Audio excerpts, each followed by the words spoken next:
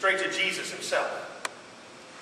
So you have this parable with all kinds of figuring out all kinds of layering, all kinds of possibilities, all kinds of whatever, and we spent a whole day talking about it.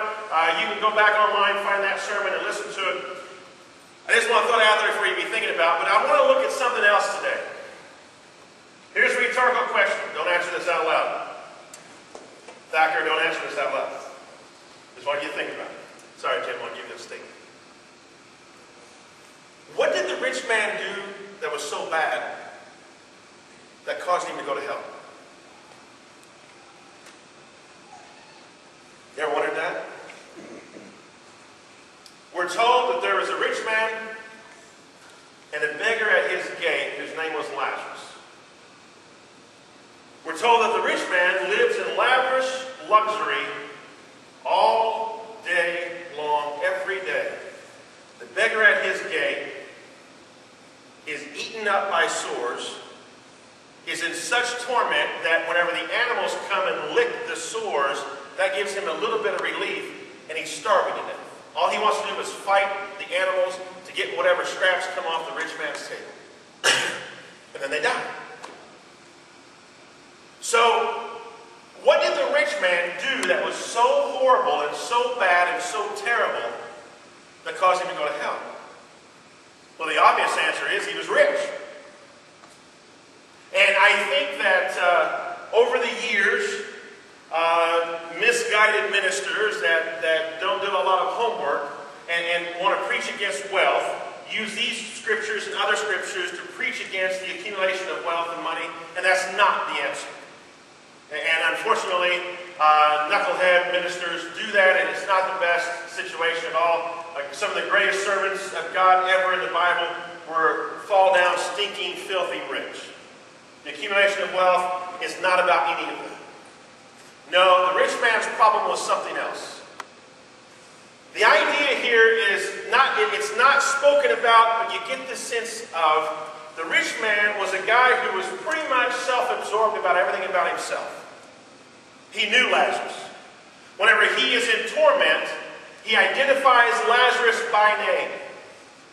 It's not like he didn't know this guy. There's a beggar at his gate, been there for days or weeks or months or years, been there as far as we know forever. He knew him.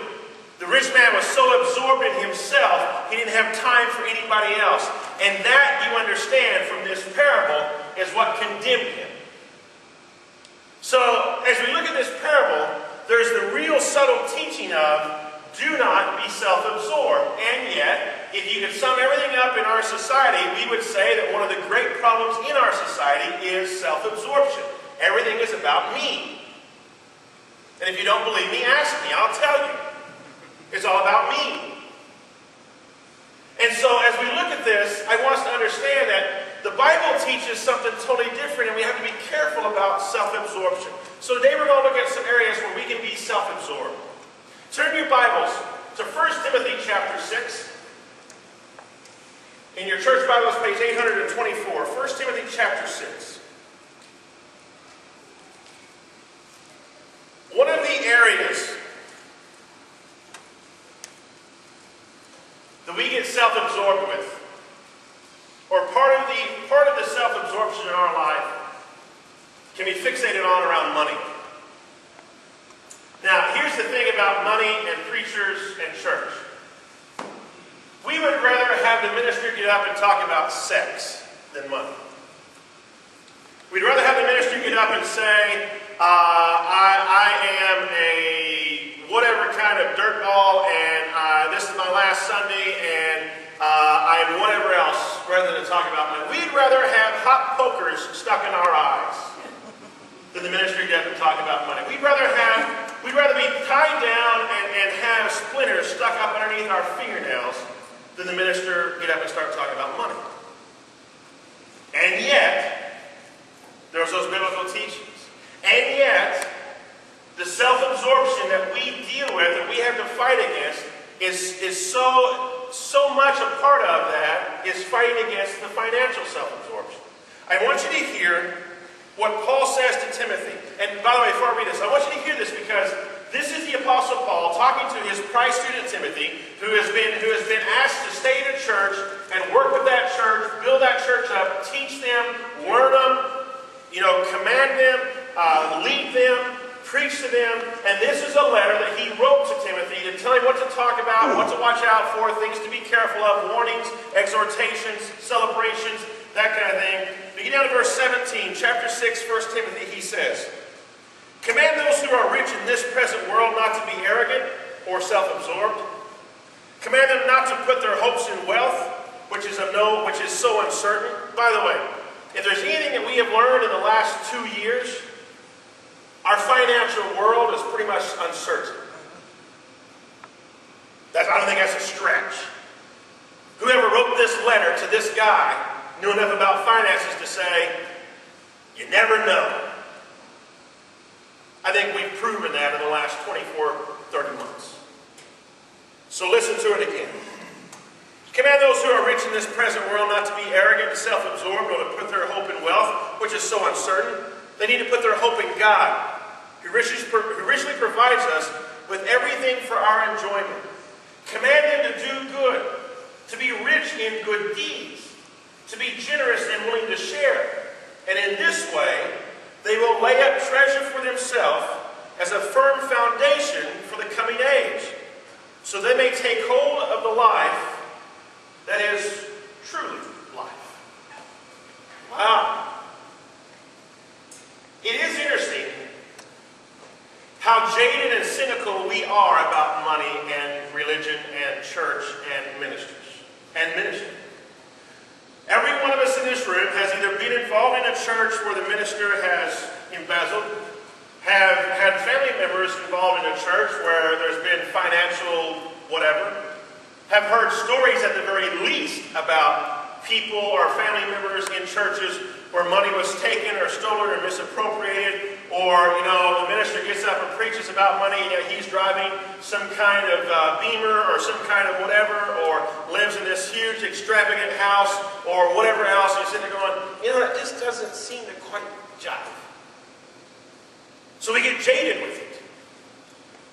Or we realize, you know what, golly, gee willikers, you're right, Jeff, we should give our money, we should help out. And the thing is that we get involved in programs, and then you sit back and go, wait a minute, now it's being disclosed that out of every dollar that was given, 75 cents went to the director, or went to the programming itself, or went to whatever.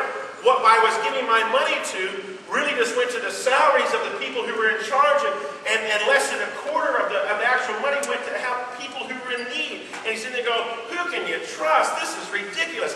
I don't want to do that because it's ridiculous. It's sad, and I got to be smarter with my money and everything. And it's right. We can look over and over again at different programs that pretty much trick people around. And yet, the truth of the matter is that none of that is relevant to anything in your life or in my life and our service to God. Folks, there are people who are schemers and swindlers everywhere. And yes, I've got to be smart. And yes, I've got to do my research. And yes, I've got to be willing to dig a little bit to make sure what I'm doing or what I'm giving my money toward, it's actually going to do what it says it's supposed to do. But whenever I take all that garbage and I wall that up around me and I say, and these are the reasons why I won't get involved with it, then I just shut myself off from everything else going on with my life. I can't use other people's sin as an excuse why I won't do what I'm supposed to do. And I can use that as an excuse to become self-absorbed and say, well, I'm being smart by not getting involved. That doesn't work. I want you to hear what he says again, because I want you to hear the blessings of this. He says, command the rich in this present world not to be self-absorbed and arrogant, not to put their hope in the money, but to put their hope in God. He richly provides those of us who are with everything for our enjoyment. Command the people to do good, to be rich in good deeds, be generous, willing to share, and this way they lay up treasure for themselves as a firm foundation for the coming age, so they will take hold of the life that is